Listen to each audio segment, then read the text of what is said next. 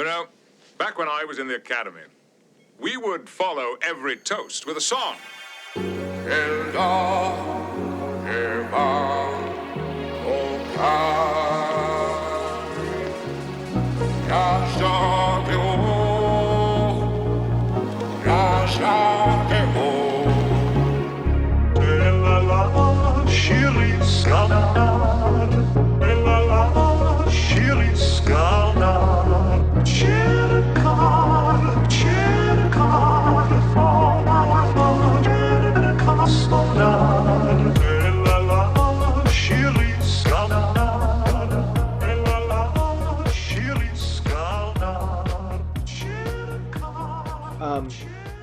But, you know, one thing that we've been talking about previously when it comes to the issues of climate change, you know, it's not only the spread of disease through things like the encroachment of mosquitoes on the new territory, Right. it's also things like just land preservation, water preservation.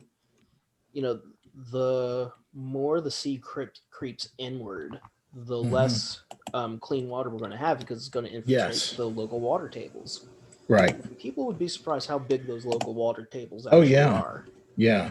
So, you know, I think we're really facing an issue just when it comes to water and water alone. Um, if we really don't, and you know, I think it feeds into everything else. But if we don't really Uh-huh. take care of our water supply, just in terms of being able to have drinkable water to live, um, I think we're going to be in a real mess in the next decade or Yeah. so. Yeah, for Because sure. that's where we're heading. Yeah. Um, And one other thing interesting, because this fits in with our podcast, is um, I heard on NPR the other day there was a segment on this one, um, high level U.S. naval officer. He wrote a book called, I think it was 2034, mhm. and it's about how could really slip into a shooting war with China. Oh yeah. And his point was very good in that it was, and I looked at some of the critiques of the book, and some says it's not military accurate, it's too science fiction, but his point was he wanted to demonstrate how we could fall into a shooting war with China, and of course he wants to prevent that. So he wants to look at his fiction to give us a perspective of what are we doing now, or what could we do now to prevent that. Hmm. Because he's a realist. He says that we do have to push back on China on a number of issues, including the South China Sea. I think we've talked about that before. That's ridiculous. That Oh nine yeah. dash line. That's just stupid. And their human rights issues. Um, but at the same time, engage with them in certain areas. Climate change being an example. I saw on CNN today, their website, that they're having a bad dust storm in northern China, and it's one of the worst in years. I Mm-hmm. mean, you literally during the day, it's just like totally gray, terrible, and so on. And um, so, but I think that, and then there was another story about, oh, this was actually on Bill Maher last Friday night, has, with how China is so. Oh, are you talking about his silly people? How Well, we're yeah, I think there's some. I think there's something to that. Is that, like, for instance, the big thing? The big thing is infrastructure. Biden's supposed to come up with another big spending bill for $1 trillion for infrastructure, hmm and I don't know how we can afford it, but we need to do it, because if you look at what China's done, in the last 20 years with new cities and new airports, I mean, some of them are unnecessary because they're uninhabited, but can I um, can I give you my response to Bill's critique? Because yeah, go ahead. on Go one ahead. hand, you know, for those at home, and this will make it into the podcast since we're talking about a real world event that has real impact. Um, you know, I think Bill strikes a very difficult place now within the media landscape when it comes to politics because on one hand, like, you know, 5 years ago he was considered very progressive, and now he's very much considered a moderate kind of center of the road Democrat, which I think speaks less to like the changes of his viewpoints than it does how much the country has changed culturally. Right. Because he's more in the center now, where 5 years ago he's a leftist. Yes. I think he's absolutely right about the point when it comes to us being a silly people about social issues in terms of how we discuss and talk about them, because I think he's correct in his points about how China is able to do things and create things and modify their own society and culture in ways without having to really stop and think about it. But that's because they're under central control. Yes. I think the other part he misses about that is the human cost to all of it. That's true. And but I do think that his point of having an authoritarian government that can do whatever it wants whenever it wants quickly, because it doesn't have to cater to the expectations or even the decency and dignity of other people, versus having this government that we have now that seems absolutely unable to do anything of real note for the country that's supposed to represent. I think he's absolutely right that there is a middle ground between these two places. Right. I think the only problem I had with his argument when it comes to China is that he left out, one of the reasons they have so much societal order is because the government is literally oppressing every single man, woman, and child in that nation in some way, shape, or form into an oppressed, repressed society. It doesn't matter if it's the social monitoring system they have, or putting the Uyghurs in jail, or the treatment of Christians or the Tibetans all the way out in the west of China. Right. Right. You know, China at the same time is also experiencing problems that you and I have talked about, but Bill didn't really touch on. He can talk about their infrastructure, he can talk about fancy new airports. They still can't get their troops into the middle of China. They still can't get reliable Wi-Fi or even telephone lines out to these remote villages in the center and north of China, where a lot of people are, tens, hundreds of thousands, if not millions of people are living in abject poverty every day. I think in some ways China is a lot like Ireland was when we were talking about Ireland's economy 10 years ago with the Celtic Tiger. It's all on paper. It's kind of an illusion.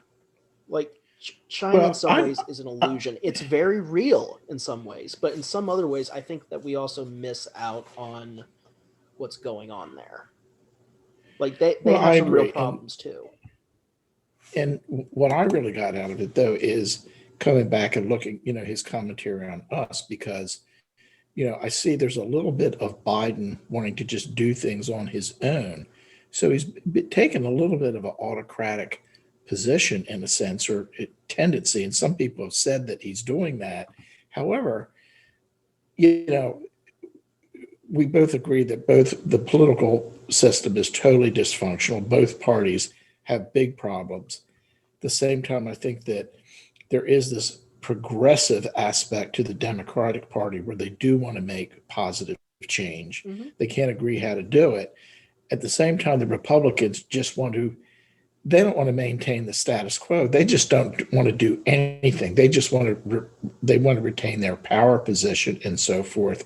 And I think that's what sets up, the tendency, like the idea of, well, we'll just get rid of the filibuster so we can do whatever the hell we want.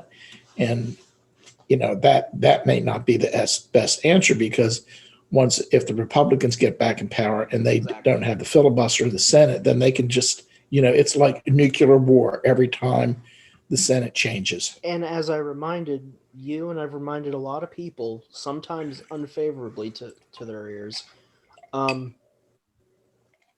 Pelosi lost seats in the House. We did not win a majority in the Senate. The Senate is split down the middle. As to Biden acting as a little bit of a authoritarian, this is one of those times in history where it makes sense a little bit. When you're dealing with a huge pandemic, I understand why people want the levers of government. Sorry, go ahead. I think the same thing was said about Roosevelt to some degree, once he became president in 1932. Well, I think the moves that he's made so far have not been exclusively bad, with the exception of Syria.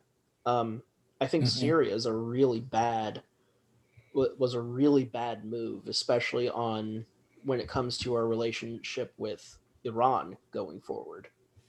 Um, because this is just not to, well, I am criticizing. Barack Obama wouldn't do this way. Mhm. Like, it really, I think when we talk about Biden and Syria now, we have to look at Obama in Syria, and Obama's not without criticism when it comes to Syria. Mhm. But if you're talking about the mentality that it takes to actually lead a nation into a conflict and get us out of a conflict without going to war, I think Barack Obama would have handled Iran better than Biden is handling Iran now. Mhm. And I think one of the reasons why he needs to be much more careful with Iran is because Iran's main target is actually gaining steam in the Middle East. As we've talked about recently, the liberalizing of economic relationships between Israel and Bahrain and the UAE, the Emirates, Mhm. um, has really changed kind of the landscape of Middle Eastern politics. And we're not really even talking about it yet because it's still so new. But Jared Kushner came out with an op-ed, and it's the first thing that he's talked about. And he said something that I actually found myself um, agreeing with, not with him in terms of his point, but he made the point that for years, people on our side have made the point that there is no progress for Israel without them sitting down and figuring out how to equitably deal with the Palestinians. Um, the dangerous thing that I think Trump did was, especially when it comes to like the Palestinians, is that he really has taken a lot of the onus off Israel to deal with the Palestinians by getting them these deals with Bahrain and the UAE, and I hear they're going to be opening up ties with Morocco soon, so there's going to be Mhm. Mhm. direct flights to Morocco. Um, Technically, he's right. By opening up relations between Israel and the rest of the Arabic world, the Palestinians really have lost a real bargaining chip in all this. And this is where I'm probably going to get in trouble, but I went to school for history and religious studies. And when I first went to school, I worked under a professor named Jamil Aden, who I think's at Harvard now. But Jamil Aden was first a fantastic professor of the Middle East. I think he was Egyptian. Anyway, um, one thing that he was really careful to point out is that we think when it comes to the Muslim world that the real war is between Sunni and Shia. And the truth is, it's not between Sunni and Shia. It really is tribal. There are so many different tribes and ethnic groups in the Middle East that Islam is not the great unifier for them. And it never has been. I mean, a lot of these tribes and a lot of these clans and a lot of these groups have been around for hundreds and hundreds of years since the foundation of the religion itself. Like, for example, the Bedouins. There's a reason why Mhm. the Bedouins are seen as outcasts by both the Sunni and the Shia, because Mhm. they have heretical views in their mind. But if you talk to the Bedouins, they're pursuing a mystical version of Islam that they think was written down in the Quran and justified by the Hadith. Mhm. So, I think the problem that we forget about the Middle East is that it really isn't this one unified place, kind of like America is. Even though we're having our own cultural divisions now, when we speak about America, we can still speak about America as a relatively unified thing. Where in the Middle East, we make too many mistakes acting like it's all the same. Well, and then if you have a chance to read that, The you North know, Africans and the Egyptians are nowhere near the same as the Syrians or the well, Lebanese or the. I was going to say, if you get a chance to read the, what is it, Mistakes in Geography book, Yeah. a lot of the Middle East in terms of Syria, Lebanon, Iraq, all of those artificial borders that were drawn after World War One just exacerbate the Oh yeah. conflicts there. Oh And yeah. the same thing, I think the same thing to some extent could be said about North Africa, Oh, this. particularly Libya. Do you know what the left really fails on? And this will be the last thing I say before we jump into Sure. the episode. Sure. My side fails terribly. Not only to recognize nuance, but we constantly have this criticism like, oh, colonialism, and especially this post-colonial world, needs to be changed because colonialism created all these bad things. Colonialism so irrevocably changed the way of thinking for most of the world that wasn't within Europe, that I'm not sure that you can have. I'm not sure there is a way to quote unquote reclaim history pre colonialism, as a lot of these groups say they want to. No, you Because, can't do that. well, the reason they can't do that is because it's like trying to damage a totaled car. It's like trying to repair a totaled car. It's trying to put the genie back in the bottle. Yeah. Even. Or the demons back in Pandora's box. Sure. Like, yeah. it's already It's- out. It's already out. It's the changes have already been made, right? But, if that is the case, like, the argument needs to change to, you're not ever going to get, saying we're going to get rid of colonialism is kind of a stupid thing to say, because most people aren't living in colonial times, and most colonization doesn't happen the way it happened historically today. It's not happening that way. I think there needs to be a real conversation. Instead of talking about getting rid of colonialism, my side would really spend their time better if they could explain exactly where colonialism wrecked things. Not necessarily trying to restore things, but actually, like India, for example. The fact that caste remains a huge problem in India is directly associated with the British Raj, who came in and completely redesigned the caste system from what it was from the Vedic period through the medieval and the Mughal period, completely redesigned it once they came in. So, like, when we talk about caste in India today, we do have to talk about caste as being this bad thing, but we also have to remember, like, colonialism came in and redefined it in ways that we're still not dealing with. Sorry, go on.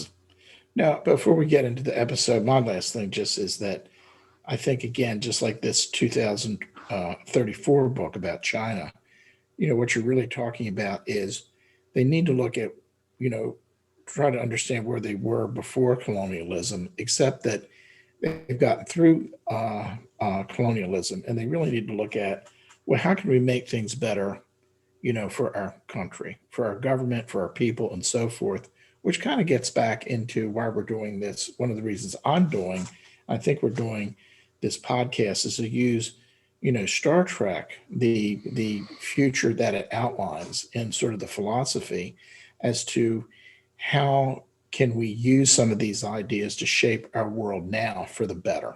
Absolutely. Well, Star Trek presents us with this view of humans that we actually leap these hurdles of racism and homophobia and sexism, right. And we've leapt these evolutionary hurdles and have been able to go out there and see ourselves in other things, which we'll get into the episode, which we might as well start here because... Sure, yes. So, hi everyone. Sorry for that little chat beforehand. Welcome to Where No Bubs Has Gone Before, a Star Trek The Next Generation podcast exploring the themes, characters, and storylines of Star Trek The Next Generation, hosted by myself, Jay Record, and my father, Jake Record. How are you doing today, Jake? I'm good, Jay, and you? Fine. We're acting like we didn't have a conversation before. That's right.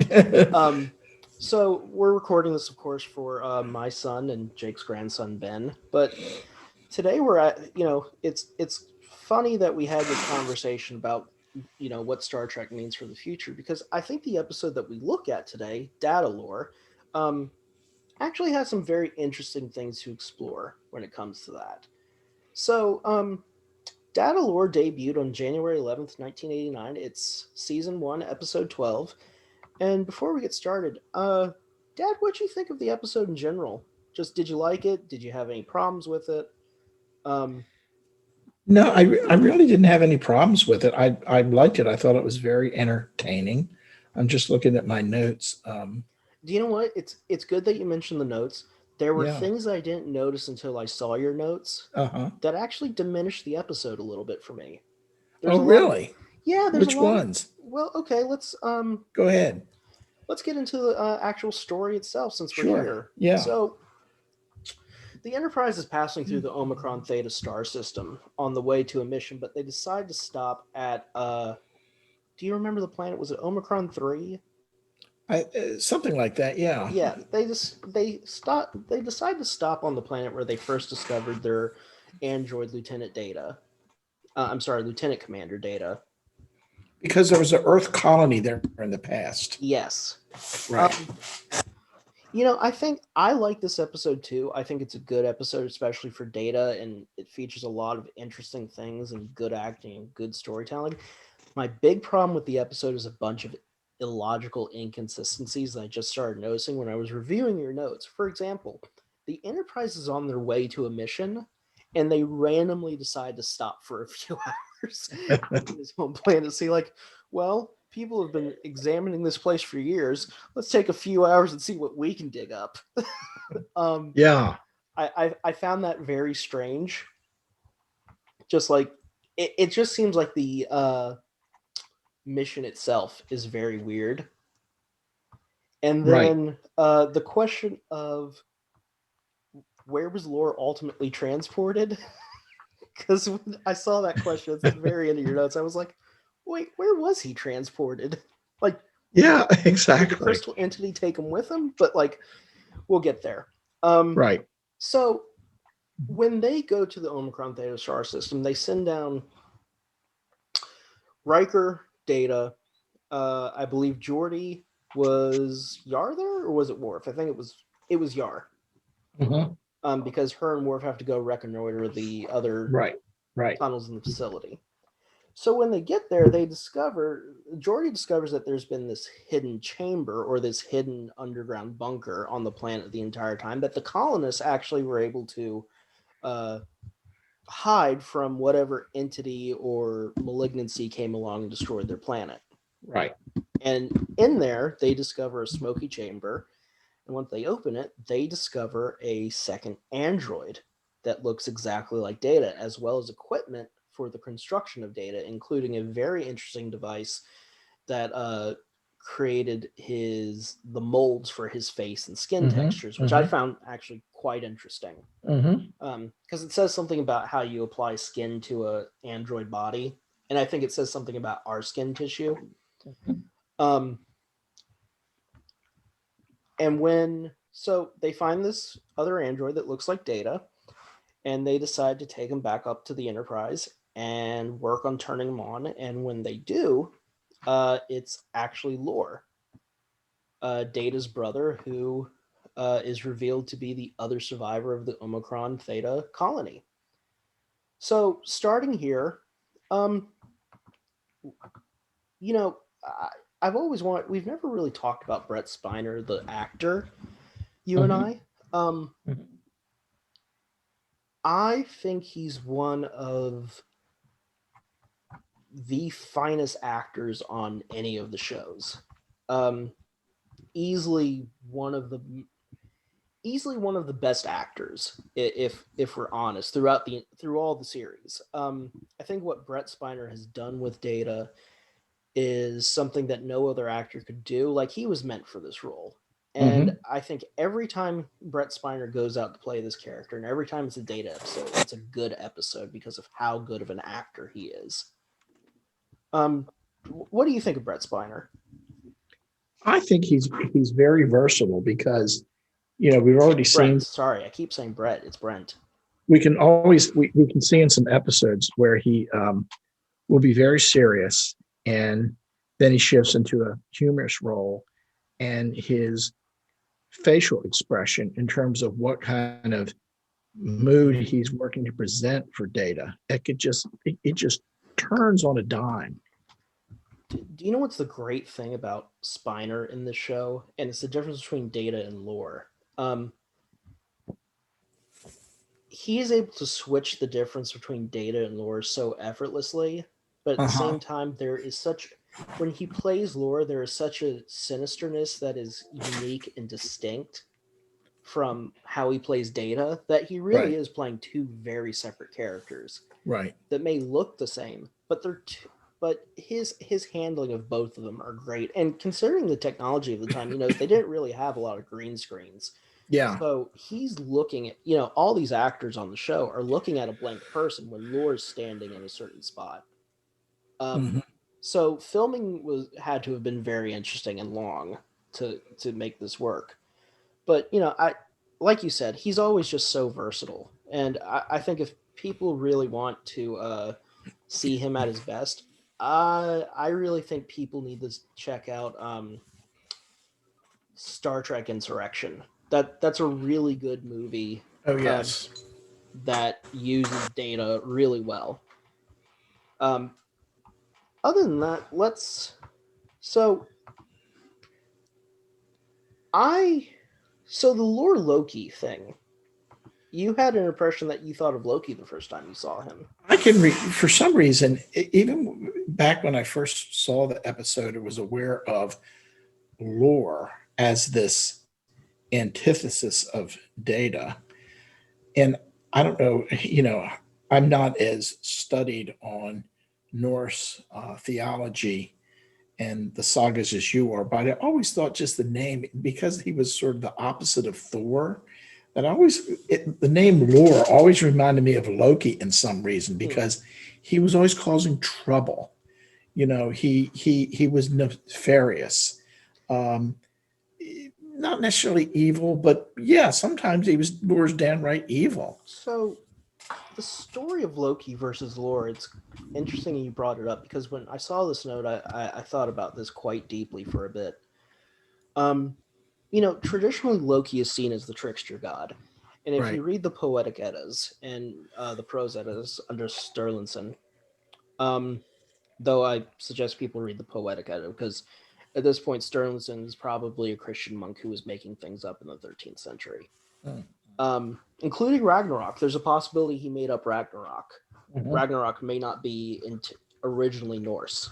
Hmm. Um, it may be a later thing they picked up from Christianity. Mm-hmm. Maybe. There's no guarantee of that. Mm-hmm. There's still mentions of the world ending in earlier textual evidence. So there is definitely a world ending, but like the events of Ragnarok may be a later addition. The point I'm trying to get to is that if you look at the character of Loki from the beginning of Norse myth, he goes from being Thor's best friend, brother, and partner, and to a trickster god who, when he does his trickery, actually helps things in the end that assist the gods in defeating the Jotuns or the giants from Jotunheim. Hmm. But as you go through the story, Loki's character starts twisting and turning a little bit because he is not a full-blooded Aesir like many of the gods in Valhalla and all of Asgard are, because people think Asgard is basically Valhalla, and it's not. Asgard in Norse myth is actually a kind of a city with multiple halls, Mm-hmm. with Valhalla being Odin's hall and the uppermost hall in Mm-hmm. Asgard. But Thor Mm-hmm. has his own hall of Vilsknir. Freya has her own hall. All of them, from what I understand, have their own homes. So Loki probably had his own home too. And Loki also has wives and children, including Sleipnir, Odin's horse, and also Fenris, which is the wolf that will eat Odin, Mm-hmm. and I forget if Jormunder's his child, but I don't think so. I think Jormungandr was there beforehand. Um,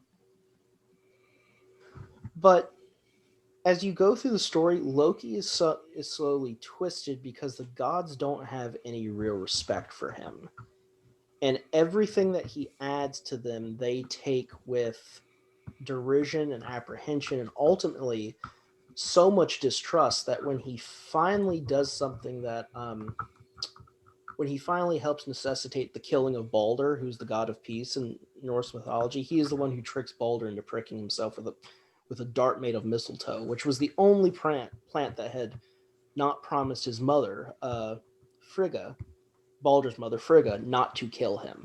the big story behind Balder is that his mysterious power is that all things in the universe have promised not to harm him, so he's essentially invulnerable.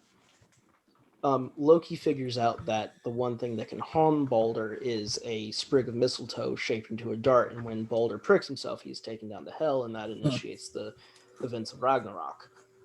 Because of this, Loki is taken into a cave by Odin, Thor, and I think Frigga goes too. It may be Freya.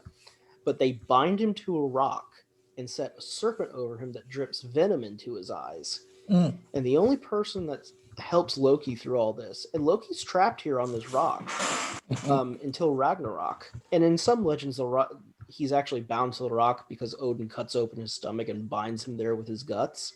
Mm. But his wife is there with a bowl trying to catch the serpent's venom as it's dripping into her husband's eyes. And every time she has to empty the bowl, the more venom drips into Loki's eyes and he screams. And that is the idea behind earthquakes, that every time there was an earthquake, they thought Loki was being punished in the underworld by having venom dripped into his eyes. So, when Loki finally escapes, of course, he joins the sides of the giants and he goes against the gods in the war against Ragnarok. I went through that long speech right now about Loki just to get back to lore. There's a lot of similarities here. There was clearly a society on Omicron Theta that had lore in their society at one point. They grew to the point they distrusted him. And they had his father, Noonien Singh, dismantle him. It's very much, in some ways, the story of Loki, where he's part of a community, he's distrusted to the point, and he's punished for it. And when he's finally released or put back together, he continues his rampage worse than before. So I think when you found that Loki similarity, I think that's a really good one. There's a lot there between the two characters that makes sense. The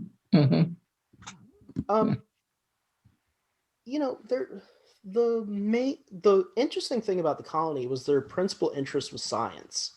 Yes. And I think that's a really interesting thing to talk about in terms of the future.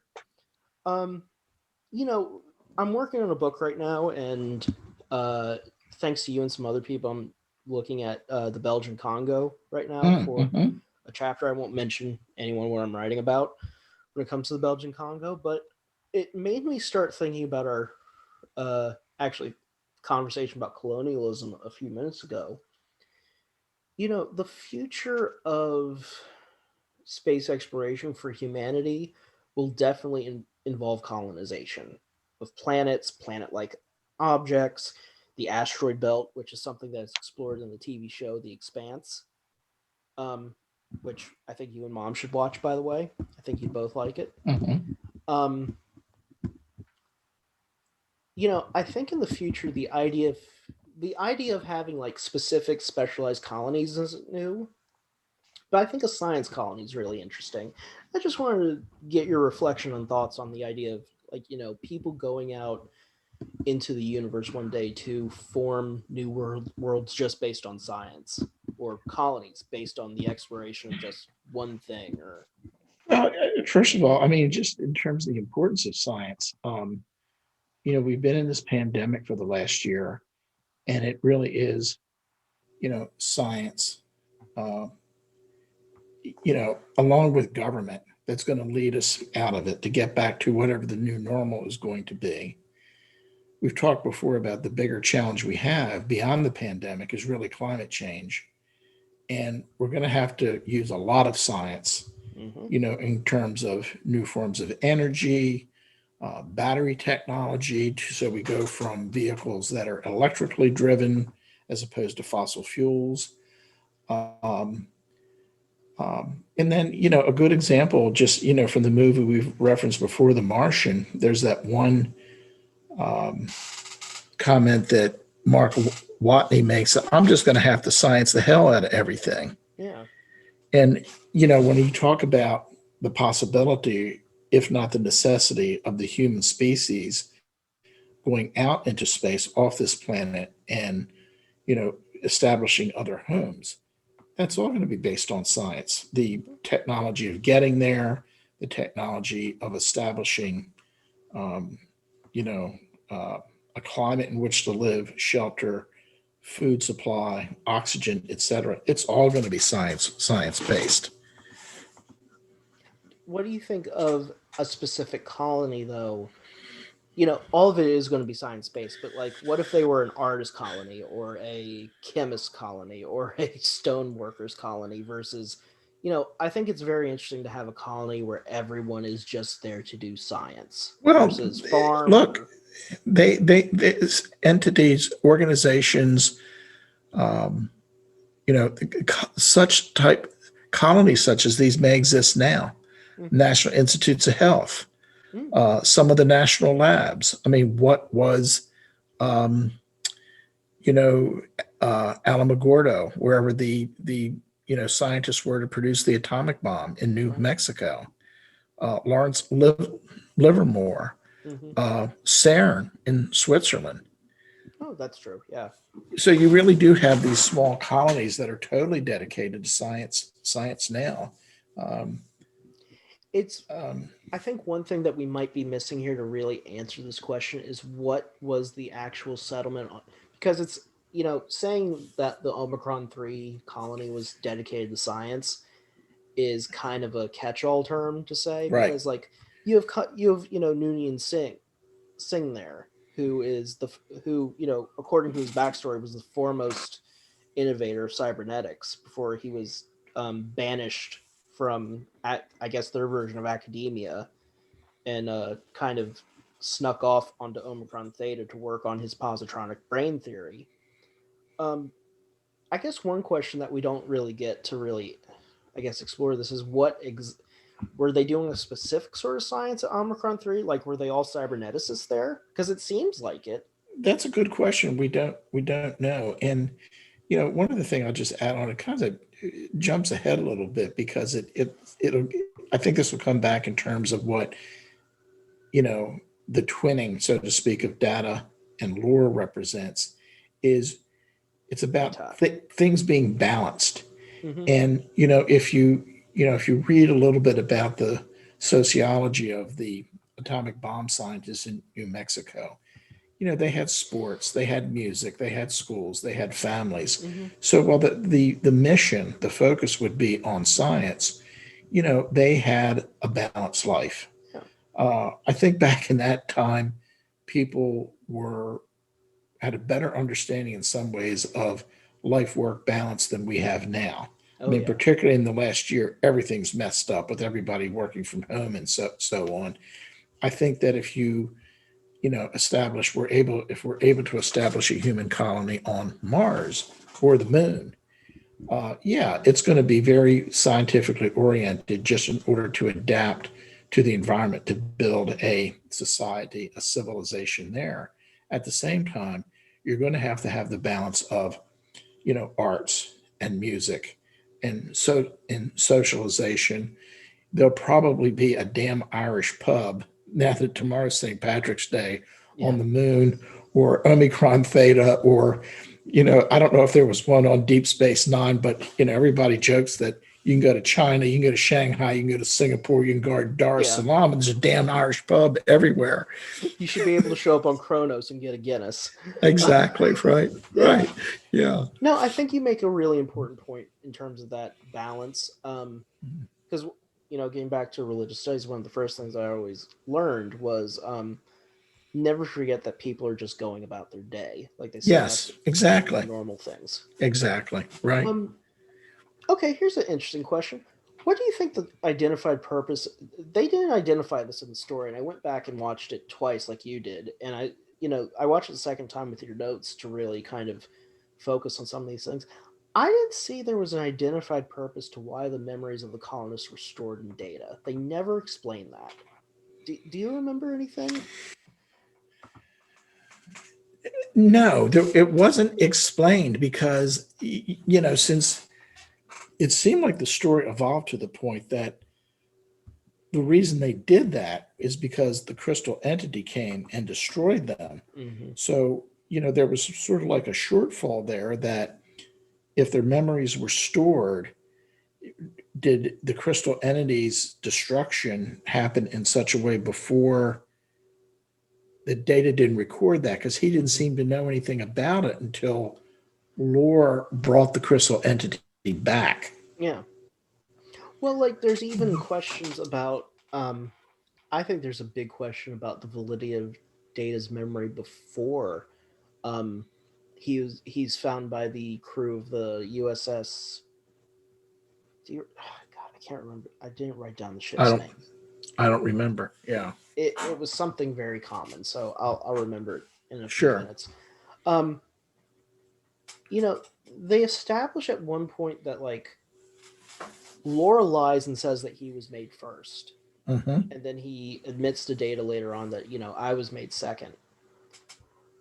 It seems odd to me that unless the entire story that Laura's telling about the colonists like wanting him to be dismantled is a lie, I think it would assume that if Lore's walking around the Omicron Theta settlement, so's Data.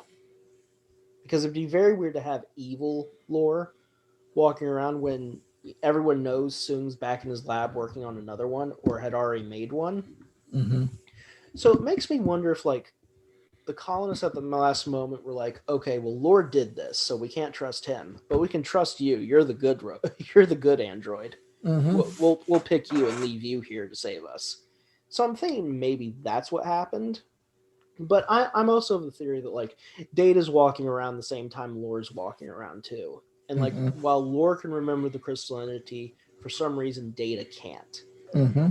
I find it very odd though that like there is no memory of the crystalline entity anywhere in Data's memory banks if he has the memories of the colonists. Like wouldn't that be a memory right up to the end? Or I think That's exactly what I was saying. Exactly. One thing that they've never really explored in Star Trek when it comes to Data, now that I'm thinking about it, they've never really explained how like his memories actually work. Like, does he see images of what they knew, or does he just have like, is it like, do you have a memory bank of all their like diaries or photos or something like that? Is it like material evidence and textual evidence like that, or is he really like perceiving like, oh, I remember this dinner I had 27 years ago? They never really Mm-hmm. tamped that down for us, and I think that's kind of an important thing here. Mm-hmm. Um, there's very much a Frankenstein quality to all this. Yeah, I noted that as they went through, they had to discover this basically hidden lab. Mm-hmm. So that I think that's what brought out, caused my note that the hidden lab was akin to discovery of Dr. Frankenstein's lab. Well, So that kind of brought the whole, are these creations good things or bad things then? well, let's explore that because I think Mary Shelley, in her incredibly important novel, which arguably is the start of the horror genre, really kind of steps into some questions about Data that are also asked about the Frankenstein monster, though not as pointedly because that, of course, is a horror story.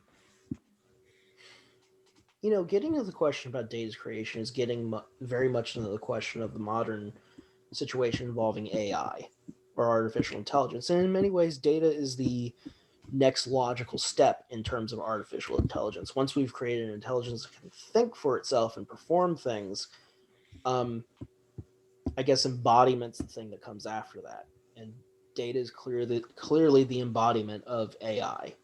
Mm-hmm. And this also gets into the question of how human he is or not.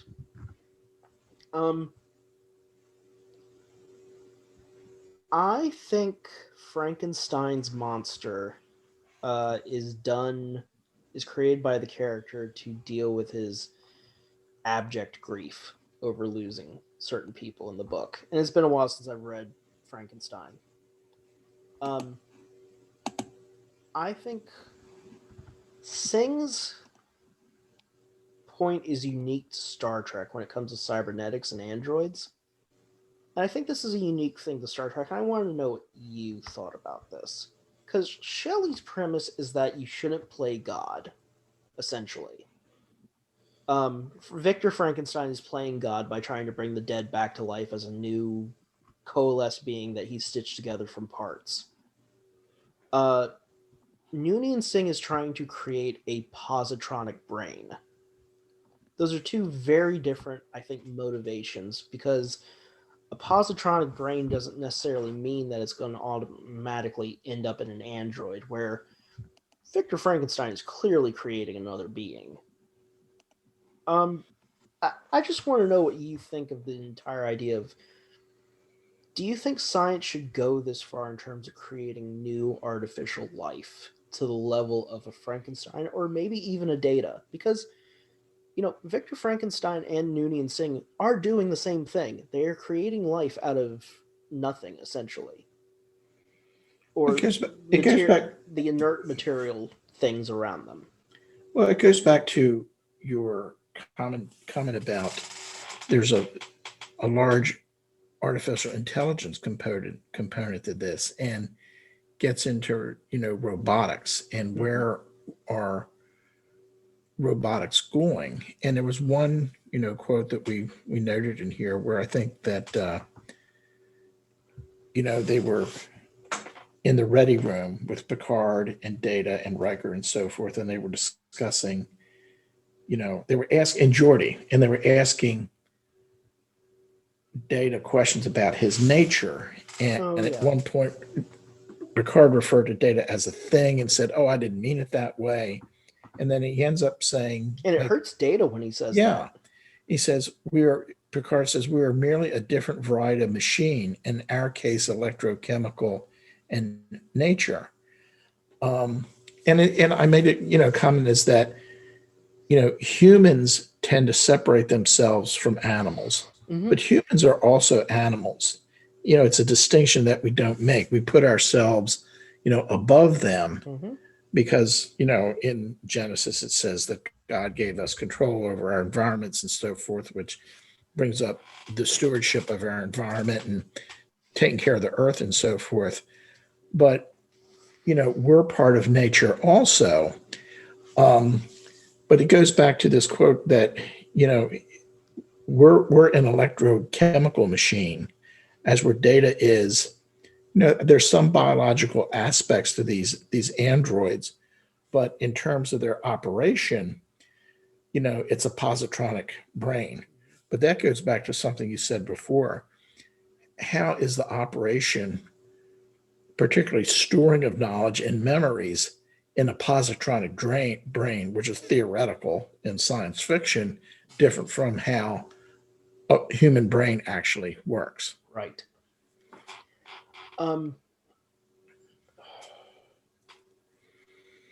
I think on one hand, the beauty of Star Trek is that it confronts us constantly with the definition of what life is. We've had these discussions. Is life crystalline based? Is life carbon based? Is life silicon? Can life be silicon based? Or I was watching an episode of Voyager, and they found Chakotay comes across organisms that are metallic based at one point, which is very interesting. But to get into this question, I think it really depends on how you perceive uniqueness in a way, and what you set out as a definition to be unique. Because, like you said, we set ourselves apart from the animal kingdom because I think humans, and for the longest time, and we're moving away from this now scientifically. There used to be all these things that said, well, when animals used to act like us, we would say, "Oh, that's so human," of like, your dog being nice or something like that. But I think what we're discovering now is that more of nature and more of humans act the same in terms of our behavior than we previously thought. And I think that comes back to the question of, and I think it's something that's Picard is constantly dealing with in this episode. What does it mean to be human? I think the thing about Data, and I know I'm kind of jumping around a little bit.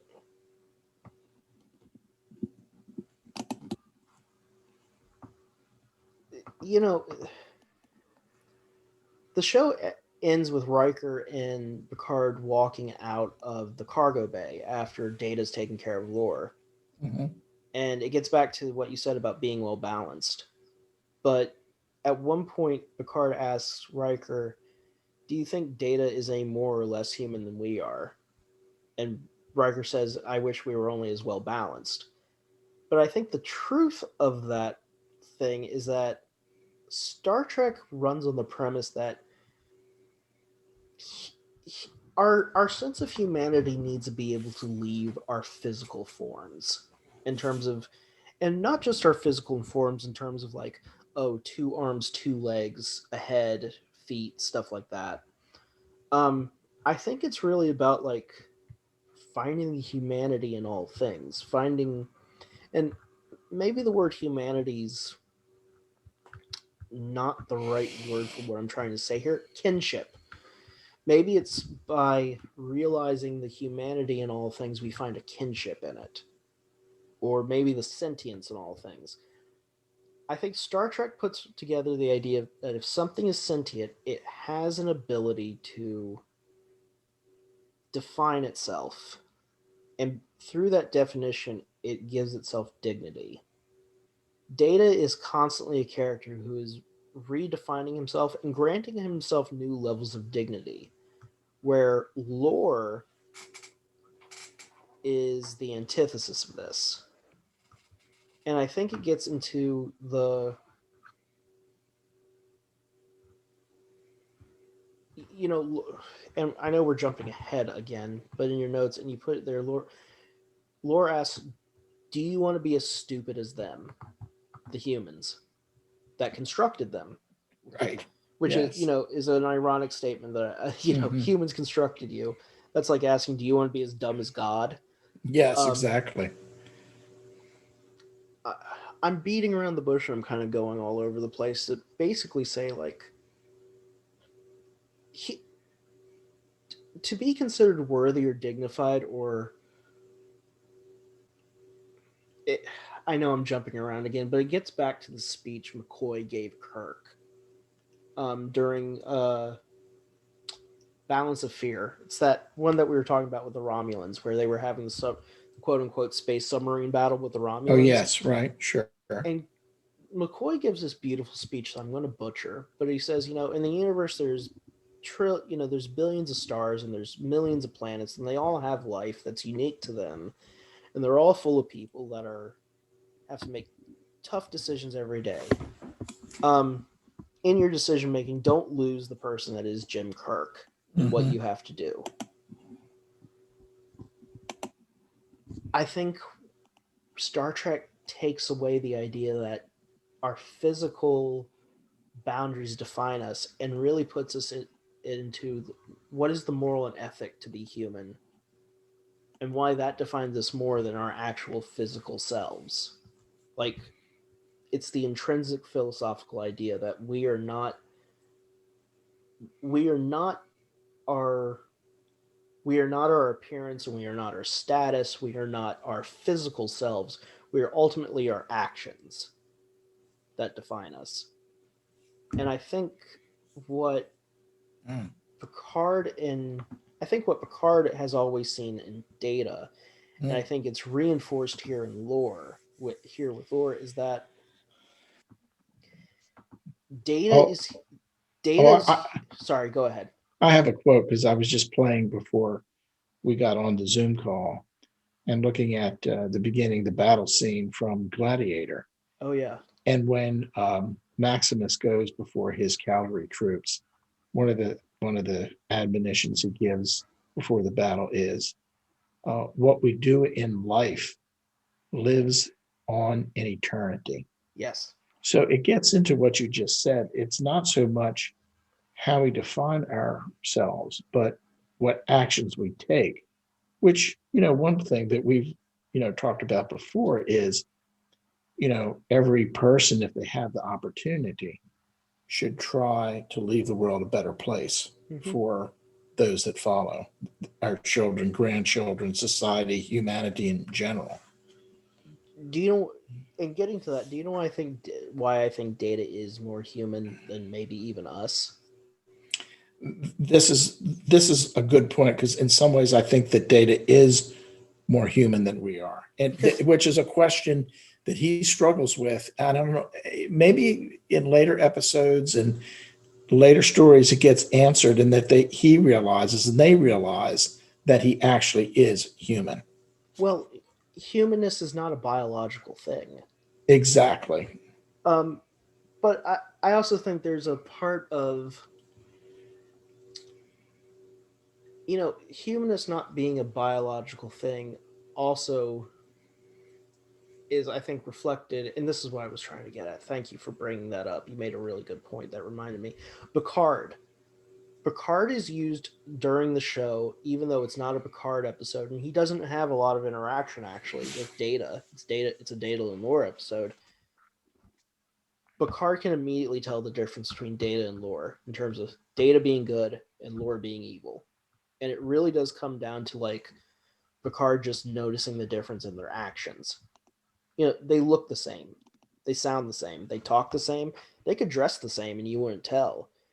But it really does come down to Lore's actions that sets Picard off immediately in terms of knowing the difference between, the humanity of Data versus the malignancy of Lore. Mm-hmm. And I think Picard being able to recognize that for us, he is he's supposed to somewhat be there as our Deus Ex Machina. He's there to somewhat come in there and change something for us, or he's there to somehow explain something that's going on in the play and remind you, like, oh yeah, this is how you should be looking at it. I think, and when Picard even asks him, is this going to cause any difficulty for you performing your duties? Data says that his first duty, of course, is to Starfleet, and Right. Picard, which Picard takes as a sign of like human and humane ethical principles. Right. And I think that's important to note, because it's very hard to nail down who and what people are when we meet them. And the biggest difference between Data and Lore is that Data can't lie. Like he can lie and he will lie in later episodes. It's kind of like an experiment. But like, one of the reasons why Data is so human is because he doesn't have any deceit to hide behind. Where Lore, the real monsterishness of Lore is not, his actions are terrible, but it's his motivation behind everything. Mm-hmm. It's, Lore from the beginning lies, he cheats, he deceives. By all indication, like, he is, he's not very human, Lore, in comparison.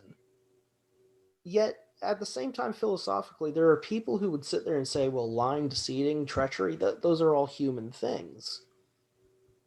And I think this episode kind of comes down to the question of like, which humanity are we picking when we say something's human? In some way, like, are we picking the humanity that Data has, or are we picking Lore's humanity, which is the dark side of it? Well, I made a comment here that might play into this. Is there another temptation drama playing here? Yeah. Well, between good and evil, and Lore's the embodiment of a physical god. Yes. Because he can interpret data and intake data better than any other human alive. Mm-hmm. He has massive strength, exponentially larger than a human's. He's intelligent. For all we know, he's immortal. Mm-hmm. In many ways, Data is the Data is the fragile human versus the Ubermensch. And I think there's something really important being discussed here, because when we talk about the Ubermensch, we're talking about Nietzsche, Friedrich Nietzsche, for those at home. Sure. He's a German philosopher who was very independent and kind of a kook for his time, but kind of put forth the idea that humans are by nature individualists who are affected greatly by the society they create around them. And if you look at lore from a Nietzschean perspective, lore makes a lot of sense. He says, you even made it. It's something he said. Oh yeah, the fullness of human needs and ambitions. Lore has this speech where he thanks, after he's basically decommissioned Data, or he's deactivated Data. He has this speech where he says, "Thank you, Dr. Sung, for giving me the fullness of human needs and ambitions," which the audience is meant to take as a sign of like greed, hatred, deception, stuff like that. To Lore, the fullness of humanity is in his ability to abuse his humanity and other people's humanities to his own gain. Where Data would not do that. And this really does get into the conversation of like, this is very much the conversation of Kant versus Nietzsche, where Kant believes that moral and ethical principles are actually inherent. There is no such thing as like a socially constructed moral or a socially constructed ethic. There are morals and ethics inherent to all of us. Kant believed this. That's what was referred to in American philosophy in the like before the Civil War as natural law. Yeah. Right. Well, yes and no. Okay. A lot of philosophers have taken the idea of natural law and reinterpreted it in different ways. Okay. What Kant was interpreting is that there is this moral and ethical center that we all have that is somewhat universal. Like we all know that like we all should know that killing someone in cold blood is not good. We should know that stealing isn't good. We should intrinsically know that rape isn't good. Like Kant believes that these things are intrinsic in us, and the only reason why we move away from them is because society or another conflicting philosophy has come along that caused us to change our course. In many ways, Data would look at Kant and be like, he proves my point right here. Look at this. This android is morally and ethically perfect, while his brother is moral and ethically unsound. And they were made by the same person, so there has to be something natural to Data, just like there's something natural to Lore. On the other hand, like on Lore's side, Nietzsche really does look at the world and say, like, this is a terrible, sadistic, cruel place that will prey on your weaknesses, and it's anything that you can do to it that's as bad, it can do to you worse back. So it's up to you to make yourself as able and as confident and as strong as possible so you can go forth and deal with the world and conquer it.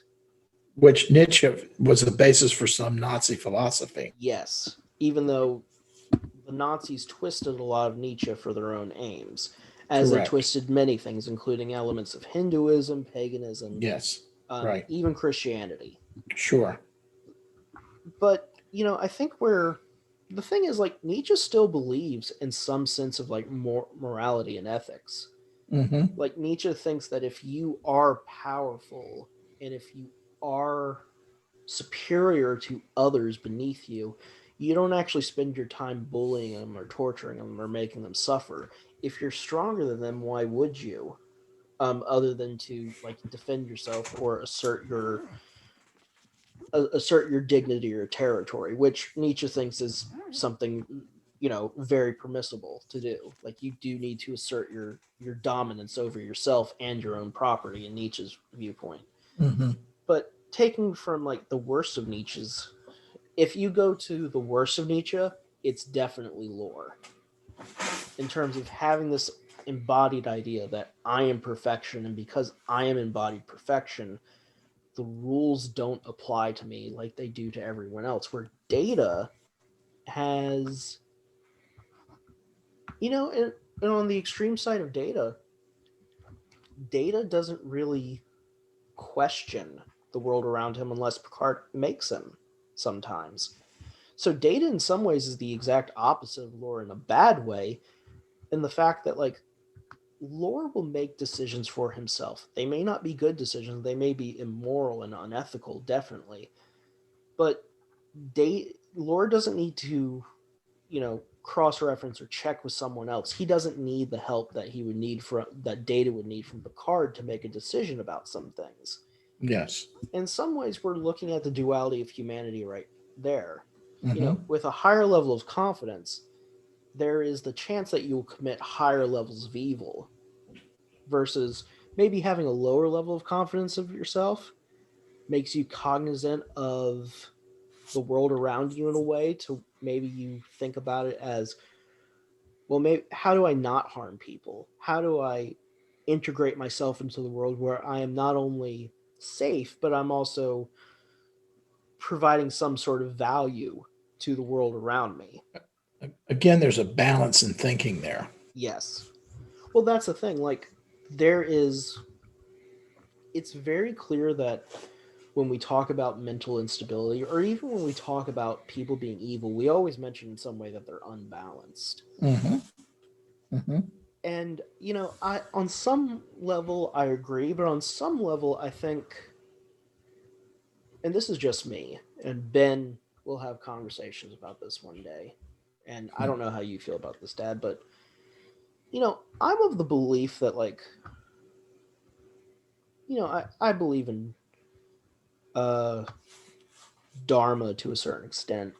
I don't know if I believe it as much as the Hindus and Buddhists do, because I think they get themselves into some very tough corners to get out of with their conception of it. But,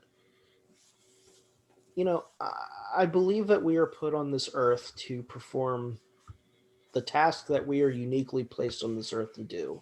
Mm-hmm. Whether it's to write a book or cure cancer or fight in a war or be a great mom or be a great dad or teach kids at Sunday school, or even if it's just be a janitor Mm-hmm. and make sure that, like, your building is clean. I think that we're all born with this task ahead of us. And I think some people are born with the task to be evil. Like, I really do think that. I do think that some people are wired to cause mayhem and destruction. And here's the thing, even though I think they're wired to do that, I don't automatically think that these people are mwahaha, classically evil. I think that they have a viewpoint that is shaped by the experiences they've gone through. And while they can justify what they do, I can understand that they can justify what they do, but I can still see it as evil. Like, okay, I will never think that Hitler is a good person. But if you look at all the things that happened around Hitler, you can start to put together this picture of this person that was so badly damaged by his experiences in the war and his experiences at home and then his experiences in society in general, how people treated him until he got into power. You can definitely see how Hitler turned evil. Is what you just described sort of an explanation for the concept of God generally representing good, and then you have the evil side to mankind, to humanity, as represented by the devil, Satan, demons, and Almost, so yeah. on. Yeah, almost. I think my only problem with that is that, it's a very Western notion that God is good and then the devil Mm-hmm. is evil, and of course evil has to be subordinate. If you go back to the original Zoroastrianism, the god of good and the god of evil were essentially the same god at the end. They were just two sides of the same coin. Like the Zoroastrianisms were able to recognize that psychologically as beings, even though they conceived it in this divine cosmological way, they understood that human beings were all made up of two sides, a light and a darkness. Mm-hmm. I think my argument is that some people are predisposed to follow the light, where some people were born with the idea that I'm going to just set this world on fire. Mm-hmm. Okay, well, here's a perfect example. In the Mahabharata, there's this character, in the Bhagavad Gita, there's this character named Duryodhana, who is the king of the Kurus Mm-hmm. and is the main villain of the Mahabharata epic. Mm-hmm. He's considered the biggest bad. If you read that story, he's still seen as he still has many wonderful friends. He has people that love him. The Mahabharata is really good about discussing why Duryodhana is evil. It isn't because he's choosing to do mwahaha bad things. It's because he's so consumed by his hatred of the Pandavas that it overrides everything else every other choice he could possibly have. In some ways, that's his dharma. His dharma was to pursue this evil so he could bring about the end of the age that Krishna is looking to bring about. But it gets into this thing of, I think Picard is able to realize that Data is inherently good almost automatically. Picard, I think, realizes that there is something inherently wrong with Lore the moment he sees them. Because Picard is there kind of in a way. I think the character, if we're going to get into a theological discussion about him, Mm-hmm. to me, Picard's always there to maintain Dharma. Picard's Krishna. Mm-hmm. He's the one there to tell you, like, you may need to look at it this way, or you may need to do this. And it's your responsibility as, Krishna would tell Arjuna, it's your responsibility as a Kshatriya, a warrior, to go and fight. Picard as Krishna would be like, well, it's your responsibility as a Starfleet officer to adhere to the truth and follow the command. I think that same thing is happening here, but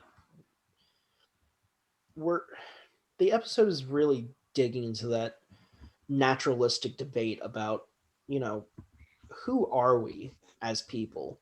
Are we born problems, or the problems heaped onto us over time? And I think with Lore, there's an argument here that, like, he's born a problem. Mm-hmm. And I think Data's born as a solution. Mm-hmm.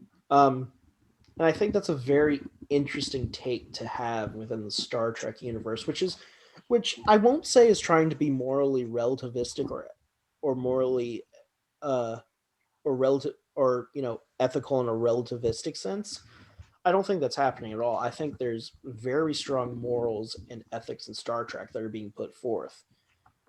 I think the hard thing here is that when you deal with Data and Lore, you have to get into the question of, do you think people are intrinsically evil, or do you think they're intrinsically good? And if that's so, how do you view the world and how it works? Because, Lore very much views the world as his oyster, there to eat as much as he wants, where Data's very much trying to integrate himself in the world to where it's not only does he see himself as human, everyone around him sees him as human. Mm-hmm. And it's on one hand, Data's on a heroic quest.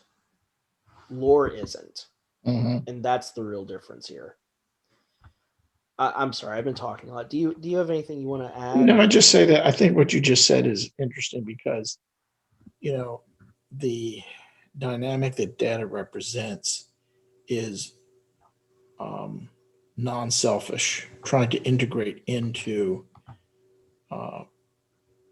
good relationships with others, improving things, and so forth, is where Lore represents selfishness, and it's almost like Lore and the reptilian side of the brain is much stronger than the more advanced, the more evolved part of the brain. Well, let's getting into that. I think one problem that we have discussing these things is that reptile side of our brain really reptilian, or is it just another part of the human consciousness that we just don't want to deal with? Because I don't. again, it gets back to what you said about animals, how humans try to separate themselves from the animals. Again, here's our human side, but then we have this reptile side. Again, Perhaps in, it's a perhaps differentiation.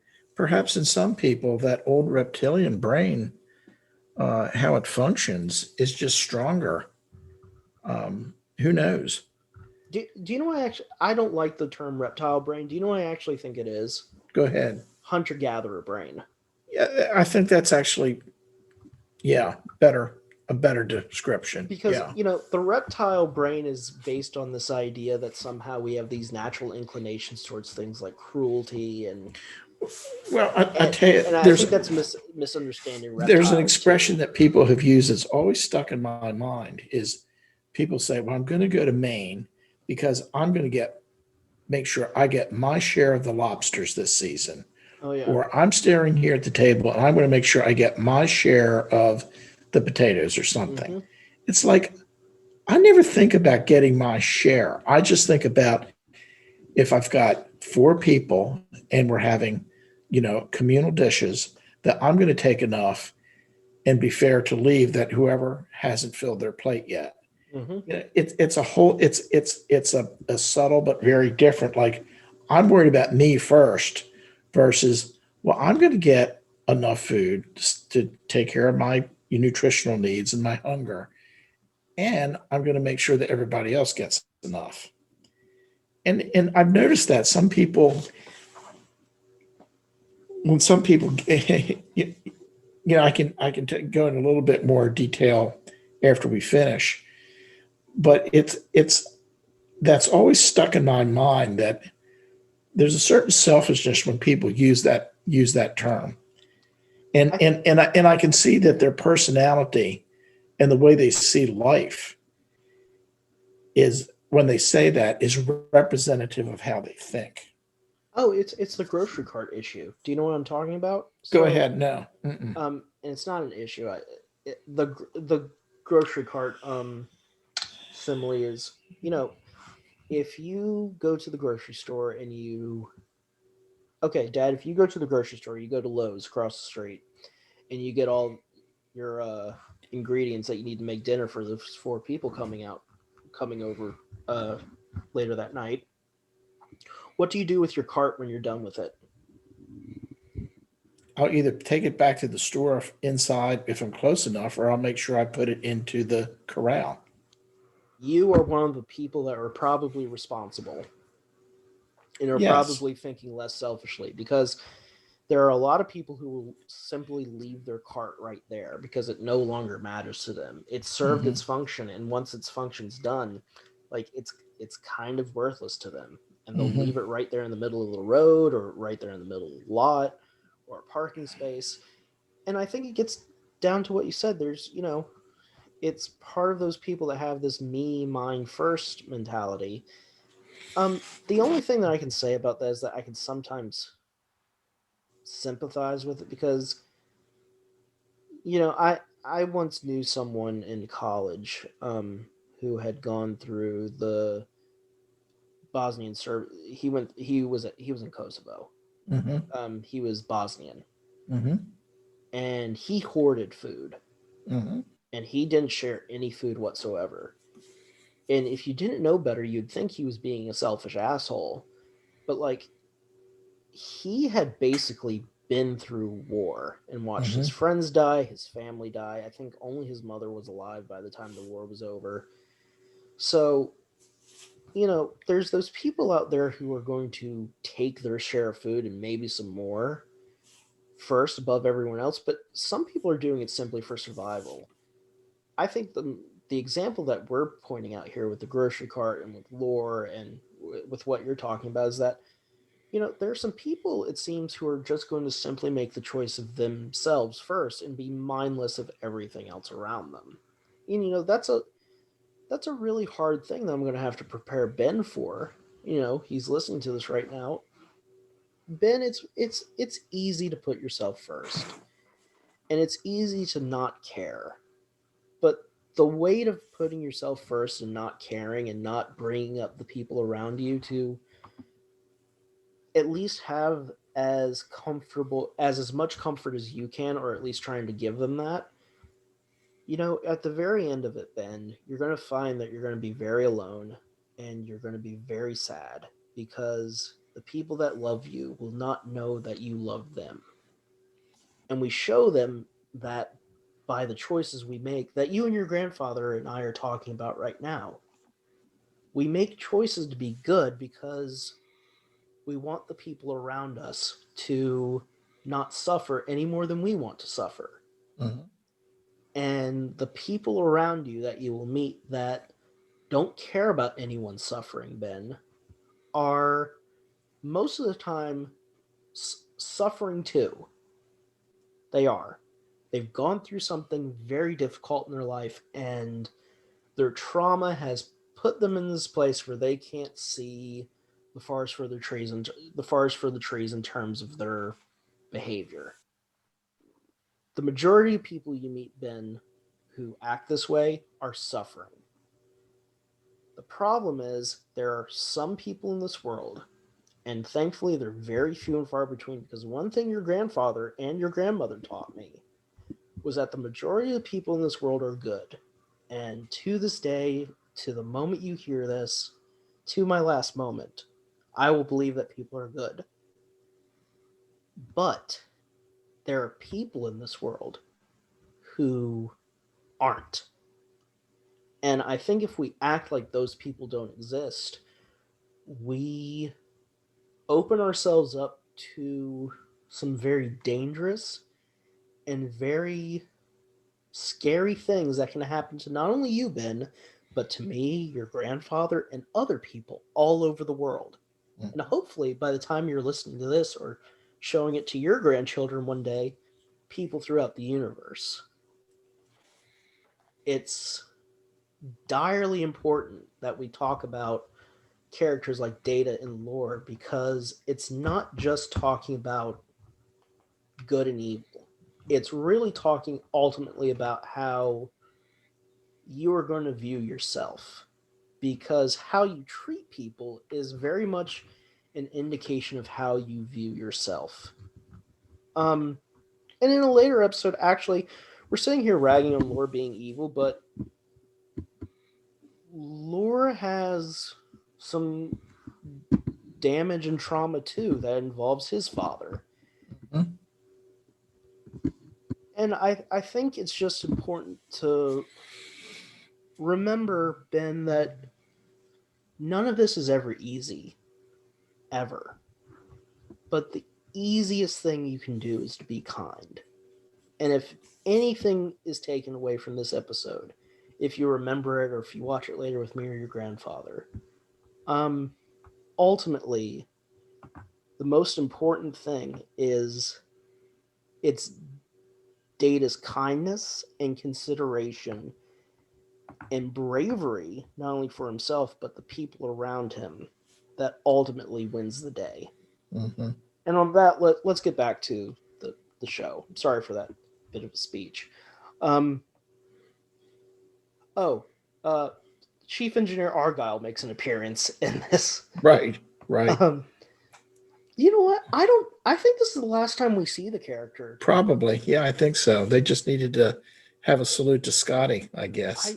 I don't know why we don't see any more of this guy afterwards. Mhm. I mean, I know Mhm. they didn't have anything for the actor, but like it's just he's a very interesting character to bring in, and I Mhm. always like Argyle when he's Mhm. there. Um, I wanted to ask you this. Mhm. So Tasha brings up a question about Data as a security threat. Once Lore's on board, but everyone does dismiss Wesley, and this is kind of a strange episode in terms of how they deal with Wesley in general. You and I have talked about in this podcast how Wesley's kind of being set up to be the Wonder Kid. Mhm. This is kind of the first episode where like no one really cares about him being a Wonder Kid, and despite him being an acting ensign, no one really gives a shit about what he has to say, especially Picard and Crusher to a certain extent, because like Picard is rude to Wesley Well, and and never yeah, apologizes for because telling him to again, shut up, Wesley. Wesley, you know, Data, at one point tells Laura that Wesley's special Hmm. and that Wesley, notices the facial tic and the use of contractions and, picks out that Laura is masquerading as Data. And then he takes the courage, which in a sense, every kind of military officer should do, that he says, Captain, you're not listening to me. Hmm. I know I'm breaking the rules and I'm going to be probably cashiered and I won't be on the bridge again. You're going to relieve my appointment as an acting ensign. But, you know, you something's not right here with this data lore thing. And it turns out that Wesley is right. And then after Picard is totally disrespectful to Wesley and Beverly, after the whole, things are figured out as to, that Laura switched his role with Data, or, took Data's place and incapacitated Data, Picard returns Wesley to acting exy, but never formally apologizes. Yeah. Again, it's one of those episode inconsistencies that Right. you noticed. I think it's everyone's favorite line is "Shut up, Wesley" at some point. Right. So, Or what? The boy, as Worf always says, the boy. a boy. Yes. I, I wanted to ask you this because they bring this up a lot. I just wanted to see your view. Have you ever looked at people, Wesley's age, and thought like kind of disregarded them? Or have you always valued people that young? Because it seems like a common storytelling trope that I've noticed that like young people always get disregarded by the adults in these stories. And I've never really felt this in real life as like some adults don't give a shit about what you think, but then there's clearly some that do. I was just Well, wondering your view about all this. no, I pay attention to children because, I'm 68 now, but I think sometimes, am I really grown up yet? And Mm-hmm. in some things, I don't think I am. And I think that's good Yeah. because it leaves me with sort of a childlike wonderment about things and a realization that there's things I really don't know and understand still. And thus, I'm seeing this with my grandchildren, which are all grandsons. Um, Will, the oldest grandson, is 12 now, and he's really smart. And when he gets into a topic, he'll just go on and on about it. And I listen to him because you need to listen to what he's saying so you can discuss it with him. And to just, turn him off would be disrespectful. Mhm. And I don't want to do that because Yeah. I think that, you need to respect young people, whether they're boys or girls, whatever age they are, and really listen to them and engage with them. I had one of your cousin's sons, who's 3, over the weekend, say to me, very quietly looked at me and says, "Why don't you have hair?" And it's like, well, because, I explained it to him and he seemed to accept that. But it's kind of funny, like, I'm really, he felt comfortable enough to say to this man, "Why don't you have hair?" So, Yeah. I actually think the trope is revealing of, and maybe it's the reflection of the writers, but I find that a lot of adults have not necessarily disrespect or disregard for children, but such a discomfort yes. sometimes that they disrespect them out of that discomfort. And that's very evident that Picard does that because he's not comfortable with children. I mean, that the character isn't. I think one thing that Picard, and I just watched the episode Rascals, which is a very Picard and children heavy episode. I'm sorry, not Rascals. That's the one where Picard and Guinan get turned into kids along with Keiko and Ro. I'm thinking about the one where Picard has to climb through the turbo lift shaft with the three children while singing Frere Jacques. Do you know which one I'm talking about? I don't remember. I remember it, but I don't remember the story. Yeah. But, he does get better with kids. Yes. But I think on some level, you're on the biggest, baddest ship in your fleet. You're a captain who already has a legendary career like Jean-Luc Picard. Helming some of the leading some of the Starfleet's best and brightest into the galaxy, while, your dead best friend's wife, who's one of the best doctors in the Alpha Quadrant, is in sickbay, and all of a sudden you have her son, who's all of 15, yelling at you on your bridge.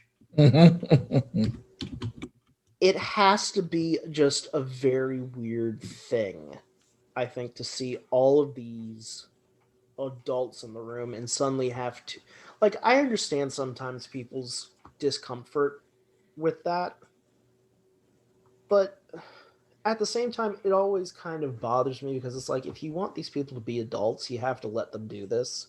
And I think Picard, on a certain level, is willing to let Wesley do it. I just think the writers didn't know how to handle that conversation, nor did they know how to handle. Do you know who sticks out like a sore thumb in this episode? And I really don't like her in it. And I'd actually be fine with her in it less. Beverly.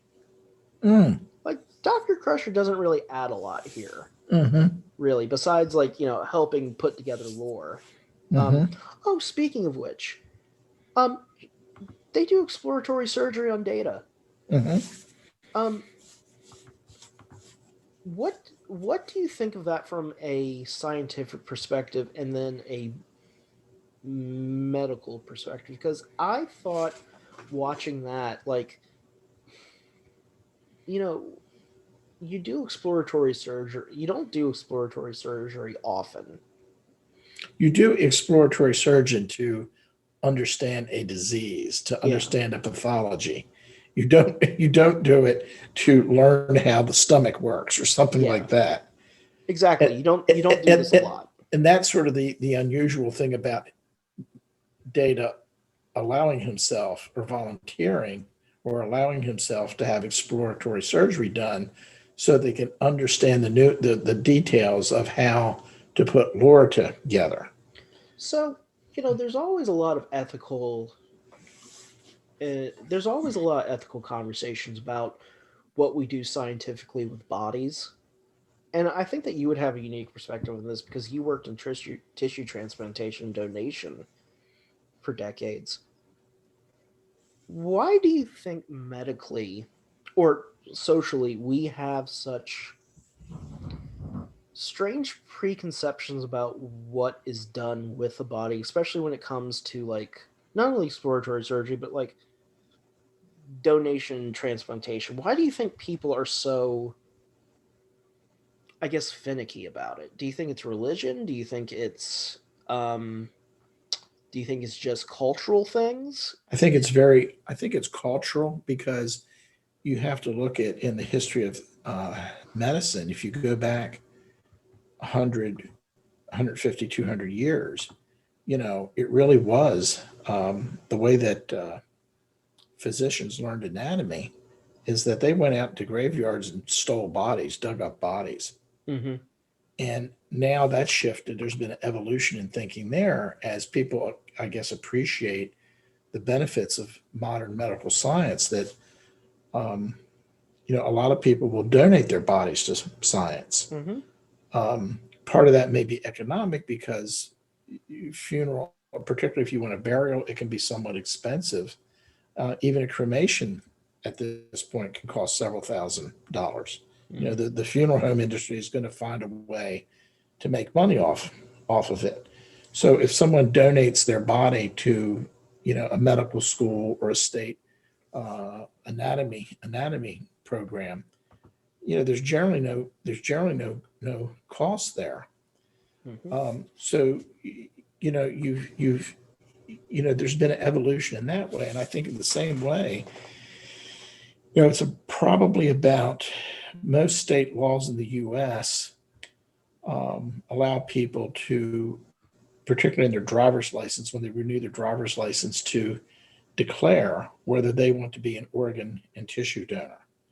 And the way the state laws changed back around 2005, around then, is that decision to become an organ and tissue donor is irrevocable and cannot be reversed by the next of kin.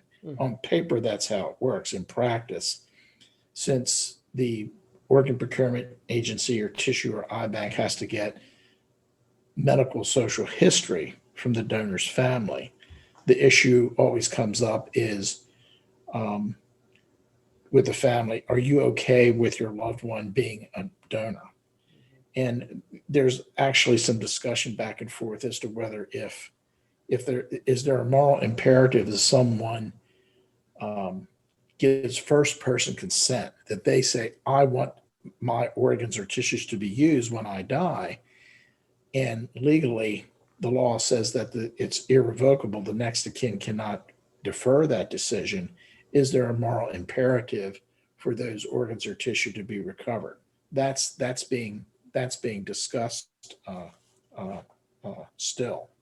But it is cultural, because if you look at, for instance, eye banking, where you donate your corneas for transplantation, eye banks just don't exist in many other countries because it's just, culturally, there's not a culture, an altruistic culture to donate body parts.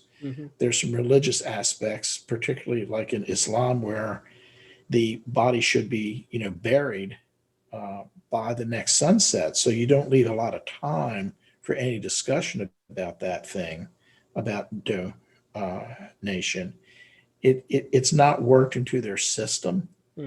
In India, in terms of, I don't know about organs, but for corneas, for corneal transplantation, in the last 20 years, there's been a big shift in India where they have, they procure enough corneas probably to do close to 30,000 corneal transplants a year. And then you go back 25 years and there was basically nothing. For those of you at home who don't know what Dad's talking about, like 30,000 a year is a lot. Well, it is and it isn't, because there's probably, a couple 100,000 people, if not more than that could benefit from corneal transplants in India. Yeah. But in terms of surgical capacity, we do 50,000 corneal transplants in the U.S. every year, and we have a system that provides enough donor corneas that there's generally no waiting list. Yeah. So is there a big waiting list in India then, or? Probably, yeah. Okay. They could transplant many more. Yeah. Well, getting into what you said, one of the big cultural shifts that happened in India is that they had and part of it was a reaction to some of the secularization of India. They wanted to do a big cleanup of the Ganges at one point, because they dispose of a lot of bodies there, because in Hinduism, Right. once the body's used, it's used. Right. And you're supposed to give it back to the Ganges, and the goddess is supposed to take it, blah, blah, blah. One thing that they had to do was convince people that once the person's dead, like, their dharma continues through their body. That if they give up their parts for donation, they're actually continuing their dharma with that. They actually had to make a very specific argument for that. So it's very interesting that you pointed to that, because I knew where that came from. A couple more things. Oh, the crystalline entity. We don't get into a lot of silicon-based life forms on the show, Mm-hmm. but the crystalline entity has very much a monster of the week kind of feel to it. Mm-hmm. Um, I don't understand the maliciousness of the crystalline entity outside of lore. I think because it's associated with lore, we automatically assume that it's um, malignant. But what if lore is just leading like a wild beast to different feasts and it doesn't even know what it's doing? Like, they never really describe the crystalline entity as having a malignant consciousness outside of lore. Like, lore defines it as malignant, but we have no real interaction with the crystalline entity to give it anything more than that. Then it's there to like consume the Enterprise. Yeah, we don't know enough about it. Whether it's like a giant space virus, it just wants to eat up energy, biologic energy, and so forth. I do like the conversation Riker and Picard have about it though, where Mm-hmm. Riker's like, we've never seen anything like this before, and Picard makes the note, and it's something that I actually wish sci-fi did a little bit more of. And they actually, I hope you get time to watch Discovery because they get into exobiology. Mm-hmm. I think exobiology is actually one of the places where Star Trek doesn't do enough in terms of showing the diversity of the galaxy, Mm-hmm. because interstellar creatures are very interesting in sci-fi. And there's actually a tardigrade. Do you know what a tardigrade is? Sure. Yeah. Yeah, Mm-hmm. that's an interstellar creature that can survive in the space vacuum. That's right. And Yeah. in Star Trek Discovery, they actually have a tardigrade that has grown to an immense size in space that they actually use for one of the methods of propulsion that they have in Discovery called a spore drive, which is basically what I was. You know how we were talking about there's different ways to travel through the galaxy. There's warp and then Mm-hmm. there's slipstream. Mm-hmm. Um, Basically, the spore drive is a slip drive. Like you pop out of one part of space and then pop into another if you know its coordinates. Mm-hmm. And where they get that technology from is by discovering a tardigrade that's literally the size of a house, just kind of floating around in the galaxy. The idea of creatures, especially immense creatures like the crystalline entity, which is a silicon-based life form, just wandering around space, kind of like the wildebeest wander around the plains of Africa. I think that's really cool. The idea of space, of animals in space or creatures in space in general, adds an entirely new world to explore, not only in storytelling but also in like real world possibilities. You know, what happens to us in space one day when we finally breach the outer limits of our solar system and we start exploring it, in the interstellar depths of our universe? What's going to happen when we run into like I guess a version of like a manatee in space? Well, How do we? Voyager 1 and 2 has not stumbled onto any interstellar space predators yet, but Yeah. there's still time. I think one of the Voyagers has 8 years left before its plutonium energy source completely runs out. Oh yeah. And the Voyager 1 and 2 are not held up as sources of human achievement as they should be. That's correct. Well, Yeah. like, there's this video that Ben and I watch every day from this music producer for PBS called Melody Sheep. And Mm-hmm. there's this one video, and I'll link it in the description below, called Children of Africa. Mm-hmm. It talks about, humanity. For those of you who don't know at home, um, we rose out of Africa. Our earliest genetic human ancestors rose out of Africa. That's where we came from. No place else. Mm-hmm.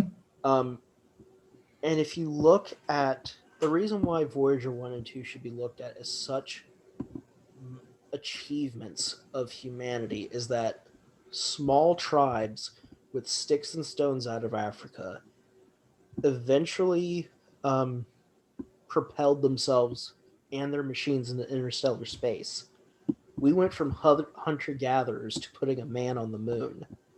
Now, again, Ben, if you're listening to this, I think no one will teach you the importance of this, so it needs to be reminded. But like, we have the ability of, as humans, to do great and wondrous things. And if you look at the time frame over which that occurred, it's like 50 or 60,000 years. Yeah. And if you put that in the time frame related to how old we think the universe is, that's a very short period of time. It's not even, human existence hasn't even taken up a blink of an eye in cosmological time. Correct. We're still so young. Yes. And we still have so much to do. Right. But the fact that these humans from Africa,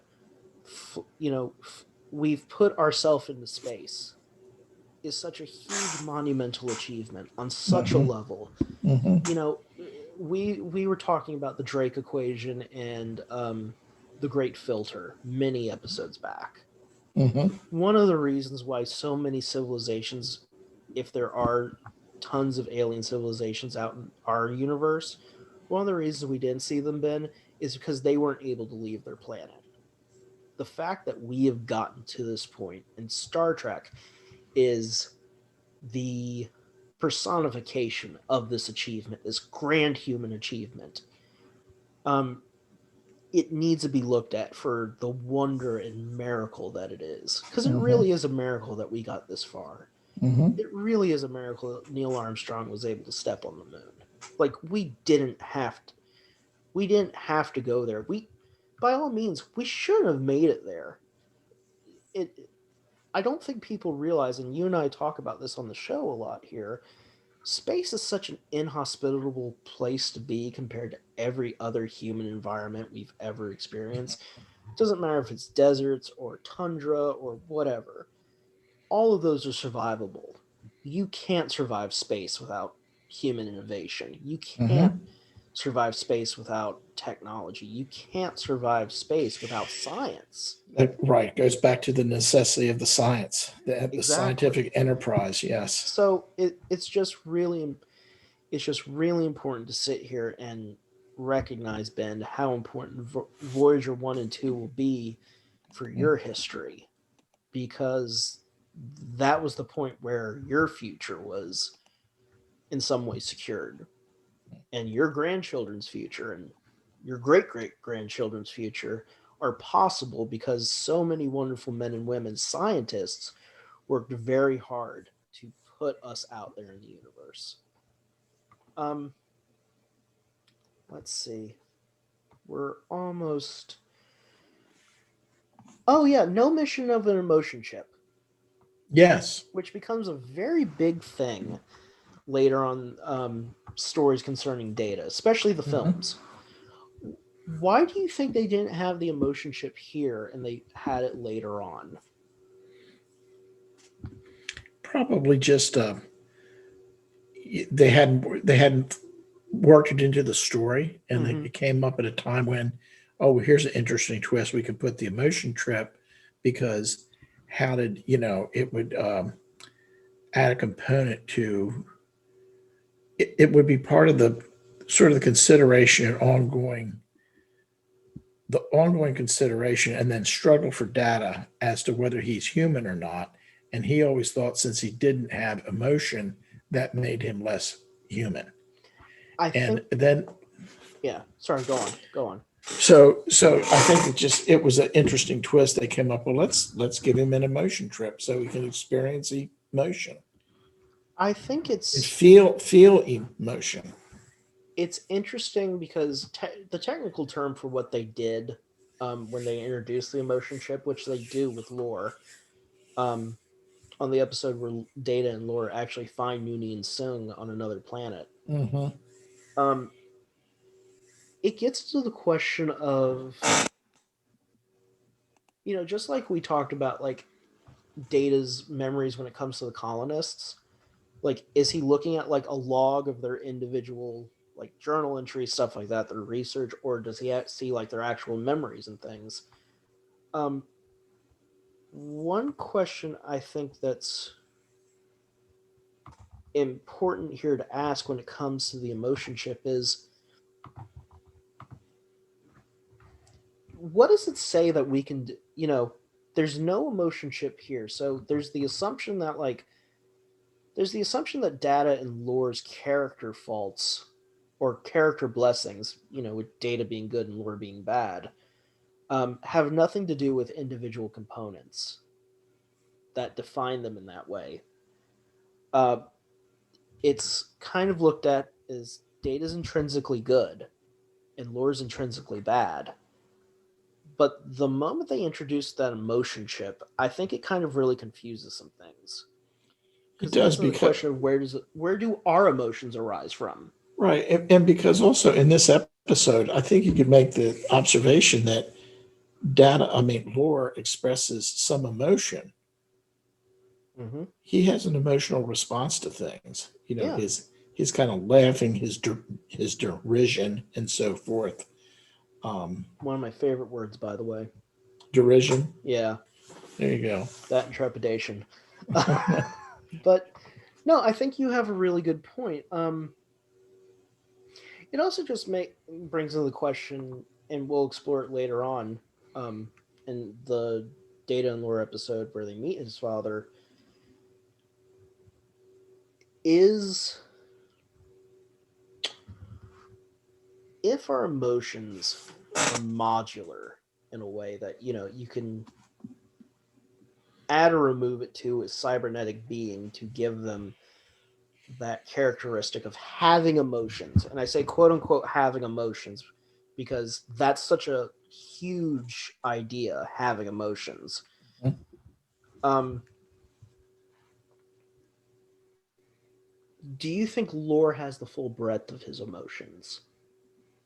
Like, does he feel things like love or sadness or stuff like that? Or does he, because we know with psychopaths, and with sociopaths, they have an inability. And again, Ben, it's important to remember, sociopaths and psychopaths make up such a small percentage of our society.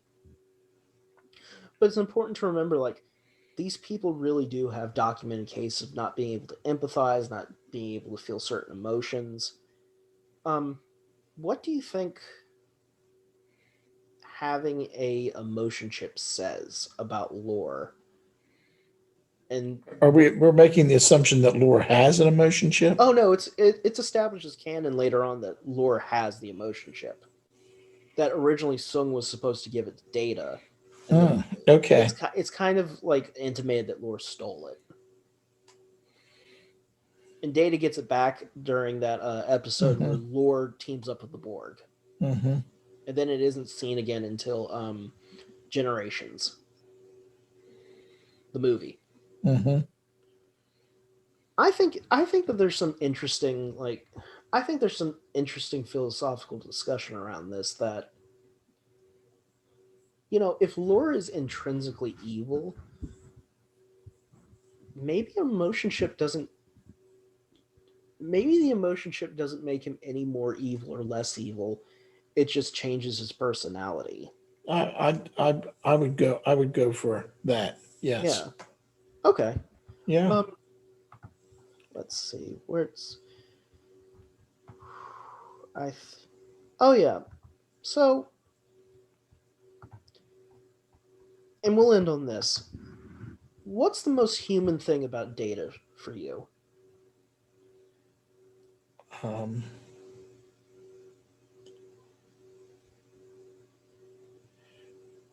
trying to understand humor and really seeming to have a care as to how he's perceived by others. Yeah. I think I